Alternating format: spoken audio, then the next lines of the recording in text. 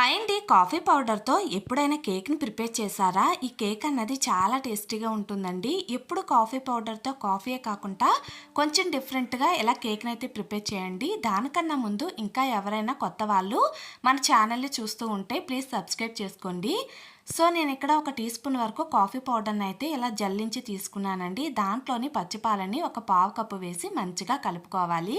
ఇప్పుడు దీన్ని స్టవ్ పైన అయితే పెట్టేసుకొని ఒక 2, 3 పొంగులొచ్చేంత వరకు మంచిగా మరిగించుకోండి. ఇలా మరిగించుకుంటే కాఫీలో ఉన్న ఫ్లేవర్ మొత్తము దాంట్లోకి దిగి కేక్ అన్నది చాలా టేస్టీగా ఉంటుంది. ఇలా మరిగిన తర్వాత పూర్తిగా చల్లారాక ఇలా మిక్సీ జార్‌లోకి అయితే వేసేసుకోవాలి. దీంట్లోకే ఒక హాఫ్ కప్పు వరకు చక్కెరను కూడా వేసుకొని మూత పెట్టి ఒక 2, 3 నిమిషాల పాటు మంచిగా మిక్సీ పట్టుకోండి. అలా మిక్సీ పట్టుకుంటే ఇలా నురగలాగా వస్తుంది.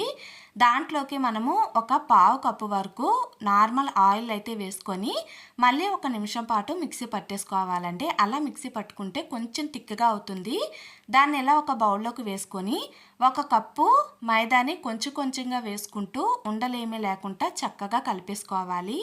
ఇప్పుడు దీంట్లోకే పావు టీ స్పూన్ వరకు బేకింగ్ పౌడర్ని కూడా వేసి మళ్ళీ ఒకసారి కలుపుకోండి. ఇలా మంచిగా ఎక్కడ కూడా ఉండలు లేకుండా బాగా కలుపుకోవాలి. కన్సిస్టెన్సీ అన్నది లూజ్గా ఉండాలండి. సో, ఇలా కలిపేసుకొని దేంట్లో అయితే కేక్ ప్రిపేర్ చేసుకుంటున్నామో దానికి కొంచెం ఆయిల్ అప్లై చేసుకొని కలిపి పెట్టుకున్న ఈ మిశ్రమాన్ని దాంట్లో వేసేసుకొని దానిపైన కొంచెం కట్ చేసుకున్న డ్రై ఫ్రూట్స్ కూడా వేసుకుంటున్నానండి.